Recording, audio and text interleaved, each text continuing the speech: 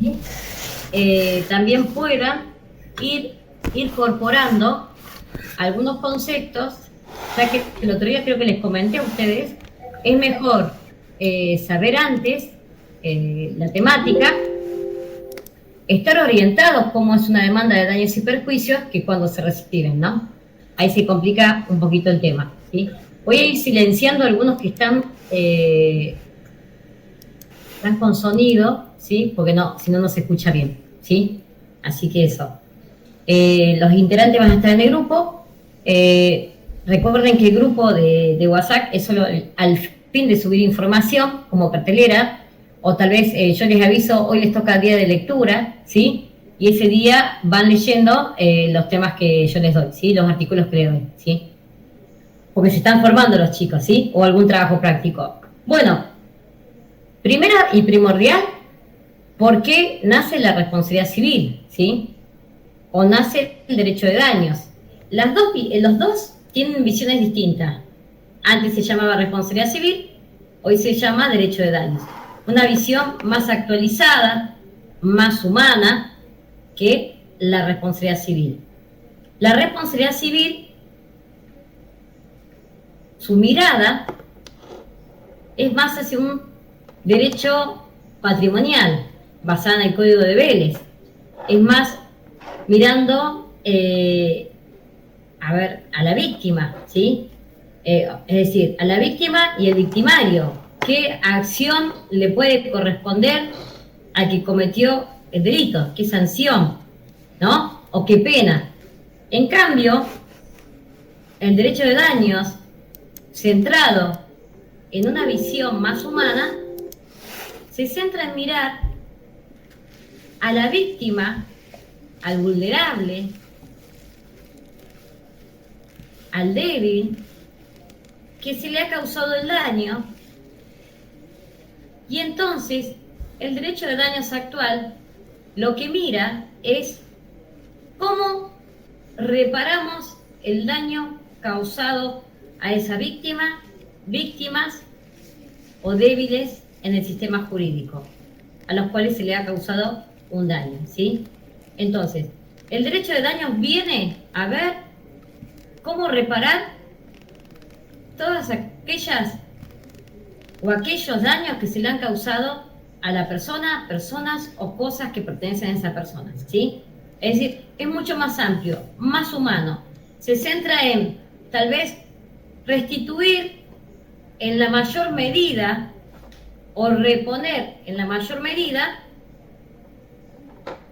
a la víctima que sufrió un determinado daño, ¿sí? Supongamos, ¿sí? Juan Pérez es lesionado, lo embisten un auto, ¿sí? Con lo cual se produce la ruptura del auto y también se produce alguna secuela física al ser despedido del auto. Entonces el derecho de daños no se fija en qué condena se le va a aplicar al que cometió el ilícito, al que cometió el daño, sino que el derecho de daños es más humano. Se fija cómo le reponemos el estado de salud a esa persona, el estado de psíquico, moral. ¿Cómo le reponemos el auto con el cual puede trabajar? ¿Sí? ¿Qué puede reclamar y qué indemnización, ¿sí?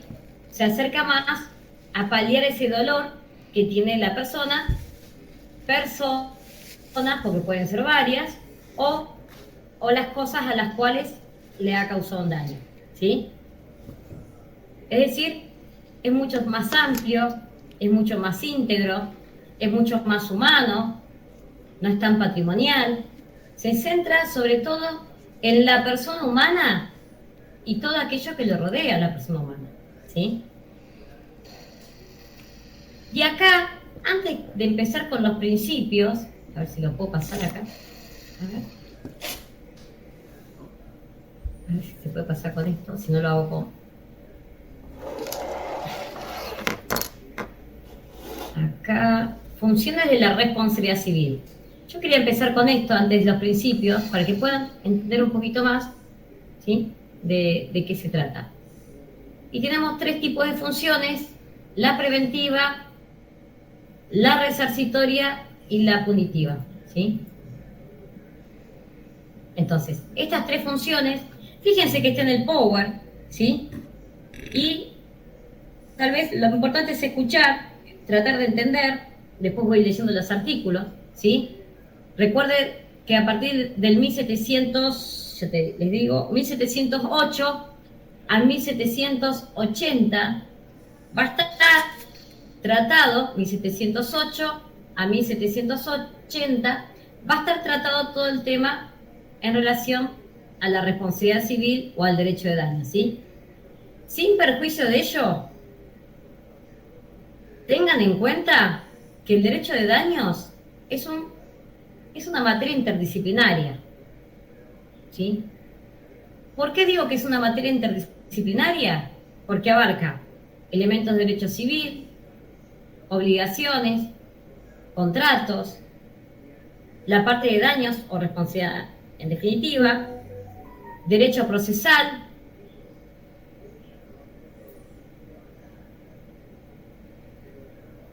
y también cada una de las materias que afecte en particular la responsabilidad civil en particular. Supongamos la responsabilidad médica, ¿sí?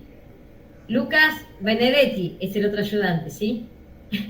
Había compartirle también el link, así se incorpora. Y me van siguiendo, no me interrumpen, sino me levantan la mano, Olga. Mire que Olga la tengo en primera plana ahí. También la tengo a Martina, así que cualquier cosa le pido yo y me ordena la cosa. Bueno, entonces, ahí me están pidiendo que le comparte el link. Denme un segundito nada más. 7 y acá donde es copiar. Ahí lo envié, Elisa. Ay, gracias, muy amable. Por favor. Bueno, entonces, no me quiero correr. Acá, 1708 a 1780 vamos a tratar distintas casuísticas o problemáticas. Miren, el derecho de daños es muy variante, ¿sí? No solo son estos temas que les dije que tienen que saber civil, obligaciones, y ustedes se van a ir dando cuenta a medida que va pasando la materia, pero ¿por qué la profe me dice civil, obligaciones, me dice contratos, me dice derecho de familia tal vez, ¿no? O me dice alguna responsabilidad especial, capaz algún código deontológico, como sería el código de los médicos, código de ética de los médicos. Pero la verdad que les puedo decir que es súper interdisciplinaria. Civil, para saber si la que van a intervenir, ¿sí? En un juicio, tanto como actor o demandado, tienen capacidad, tienen legitimación, ¿sí? La materia procesal nos va a indicar, ¿sí? Si hay legitimados activos, legitimados pasivos.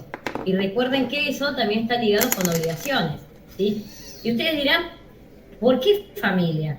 Bueno, y familia porque si hay una responsabilidad de los menores, también está la responsabilidad de los progenitores. Y si está la responsabilidad de los progenitores, también hay que ver si en algunos casos está la responsabilidad de los establecimientos educativos. Y ahí no termino con el diálogo. Y si el hecho, el bullying al menor de edad, la violencia al menor de edad en etapa escolar, sea primaria o secundaria, ocurrió en establecimiento educativo, hay que ver si privado o público. Y más allá que privado o público, hay que ver el contrato de seguro. Y si se aplica la Ley de Defensa del Consumidor, la Constitución Nacional, bueno, es como que es el infinito, ¿no? Tenemos que analizar cada caso en particular, ¿sí? Hay que ver si el menor lo cometió durante el acto escolar o fuera del acto escolar. Hay que ver si los maestros tomaron alguna medida preventiva, ¿sí? Es decir, la materia de derecho de daños no es copiar y pegar, ¿sí? La responsabilidad civil, como lo pueden ver también con otros autores, no es copiar y pegar. Es más allá de saber las pautas generales, las reglas generales que la van a ver en esta primera parte a través de este PowerPoint, es después agregarle la parte especial y analizar cada caso en particular, ¿sí? Toqué el tema de los menores, como también pude haber tocado el tema de los médicos, así que eso lo vamos a ver después. Acá, lo importante del sistema de daños es que la responsabilidad se unifica el sistema. Ya no tenemos responsabilidad extracontractual o contractual, sino que el sistema es único, ¿sí? Ya es único. Más allá de que la causa puede generar sí o sí a través de incumplimiento de un contrato, otra vez la comisión de un hecho ilícito, ¿sí? Y acá vamos a tener tres funciones, ¿sí? En cuanto a esta materia, ¿sí? La preventiva, ¿sí? La preventiva ubicada en el artículo 1710 y 1711, ¿sí? Y acá, en cuanto a la preventiva, miren qué importante, vamos a tener dos artículos que la regulen y también el código procesal utilizado acá, ¿sí? El 1710, ¿sí? Ahí se los leo, ¿no? Deber de prevención. Toda persona tiene el deber, en cuanto a ella dependa, primero, de evitar causar un daño no justificado, es decir, todos ustedes tienen el deber, como ciudadanos, evitar un daño no justificado, adoptar de buena fe y conforme a las circunstancias las medidas razonables para evitar que se produzca un daño o disminuir su magnitud, ¿sí? Es decir que, y sigue ahí, ¿no? En 1710, en cuanto a la acción preventiva, nos indica dos situaciones. Primero de todo, ¿sí? Si el daño no ocurrió, es evitar totalmente que el daño ocurra, ¿sí? Y en materia procesal, sí, la profe está loca. En materia procesal podemos pedir a través de una medida cautelar o también lo podemos pedir a través de una acción de amparo. Por eso decía que el derecho procesal está en la acción preventiva, está en la función preventiva, ¿sí? Entonces, podemos evitar que el daño ocurra totalmente. Me rechazaron una prestación médica, ¿sí? La persona tiene HIV o la persona tiene un tema oncológico. Entonces, a fin de evitar un daño futuro y cierto, porque está por quedar sin medicación oncológica o sin medicación para su enfermedad, interpongo una acción de amparo o una medida cautelar en la cual disponga que el Estado o la prepaga u obra social entregue la medicación a fin de evitar que esa persona se enferma o en consecuencia muera, ¿sí? Esa sería la primera situación, evitar totalmente que se cause un daño, ¿sí? Otro ejemplo que les puedo dar de una acción preventiva, ¿sí? Evitar todos como ciudadanos que se cause un daño, podría ser el caso de una papelera. Una papelera, recicladora, un matadero, ¿sí? En esos casos podríamos hablar, ¿sí? Que estamos evitando que se cause un daño al grupo, ¿se entiende? Al grupo que vive en determinado lugar. ¿Por qué? Porque genera enfermedades la instalación de una papelera, de un matadero, genera mugre, ¿sí? Genera un cambio, ¿sí? Es decir, hay un montón de cosas que genera la instalación, ahí va Sandra, de una papelera, recicladora, ya está comprobado mediante estudios, ¿sí? Que produce un cambio tan brutal que hasta se causan enfermedades a los menores de edad o bebés que nacen con sarna, salpullido, temas oncológicos, puede ser el tema de los agrotóxicos también, ¿no? Que también podemos evitar totalmente que se cause eso, está demostrado en Entre Ríos y en otras provincias que los agrotóxicos ya causan determinadas enfermedades, ¿no? Es decir, a través de una acción preventiva, ¿sí? Medida cautelar, o en su caso una acción de amparo, ¿sí? Y última situación, les doy un ejemplo, también relacionado con los derechos personalísimos, podemos evitar totalmente que se cause un daño futuro y cierto, ¿no? Es decir, que hay una certeza y probabilidad alta de que va a ocurrir. Por ejemplo, cuando alguien tiene los videos íntimos o fotografías y las empieza o quiere divulgar, ¿sí? Como hacen los paparazzi, como hacen los periodistas del espectáculo. Entonces, presenta una medida cautelar o una acción de amparo, medida cautelar en este caso más apropiada el caso, y le solicito al juez que se evite que determinada difusión de mis fotos, videos, ¿sí? porque pueden causar un daño futuro e irreparable a mi conducta y a mi imagen, ¿sí? Puede ser el caso llamado de la sobrina de Susana Jiménez, ¿sí? En su momento le habían robado videos y fotos y el abogado presentó una medida cautelar con la cual no se pudieron difundir ni las fotos ni los videos, ¿sí? Hay miles de casos de esto, ¿sí? Es decir, esa es una primera situación. Evitar totalmente que se cause daño. ¿Y qué daño? El que yo me imagino, no. Un daño que tenga certeza. Un daño que sea futuro, ¿sí? Ahí me preguntaba algo. A ver, si prendés la cámara, Sandra. Perdón, está prendida, lo que pasa es que estoy sin luz. No, lo que te iba a preguntar en ese momento cuando estabas hablando de, ¿cómo se llama? Por ejemplo, en la zona oeste, en González Catán, está el famoso SEAMSE, ¿viste? Y produce muchos casos de cáncer. En ese caso, ¿son demandas colectivas sobre daños? Eso quería preguntar. La puedo presentar de manera colectiva o de manera individual. De las dos maneras. Claro, eso quería tener la duda. Gracias. No, está bien. Primera situación, y relacionada con el tema y con la pregunta de Sandra, que es evitar totalmente el daño, ¿no? Segunda situación, nos encontramos que el daño está causado ya, ¿sí? El daño está presente, ¿sí? Supongamos los 3 ejemplos, ya la persona está sin medicación, ya algunas fotos se divulgaron y ya el basural está instalado y la empresa recicladora está instalada, como es el caso de Seance, ¿sí? Entonces, ahí también puedo plantear una acción de amparo colectivo, una medida cautelar, ¿sí? ¿Y en qué fundo mi petición? Fundo mi petición en que hay daño, ¿sí? En que hay daño cierto, actual, porque está presente, ¿se entiende? Ya se difundieron las imágenes, ya está el basural que produce enfermedades y ya está la persona sin medicación. Entonces ahí también realizo una presentación de una medida cautelar indicando que hay daño, ¿sí? Y que ese daño quiero que disminuya, ¿sí? Es decir, ¿cuál es la segunda finalidad de la acción preventiva? Tenemos el daño que está causado, evitar que ese daño se agrave y evitar que ese daño se propague, ¿sí? Y acá lo dice bien el artículo.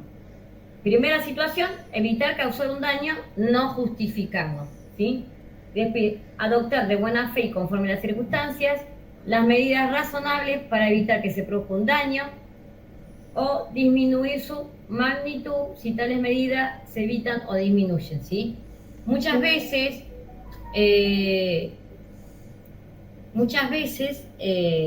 lo que sucede, se implementan medidas, supongamos frente al SEANSE, supongamos que Sandra interpone una acción de amparo particular, porque tiene algún familiar que le afecta, entonces interviene una medida en la cual le pone límites a la empresa, ¿se entiende? No es que no sucede nada, le pone los límites a la empresa para que no en cualquier momento quemen, no en cualquier momento hagan ruido, ¿se entiende?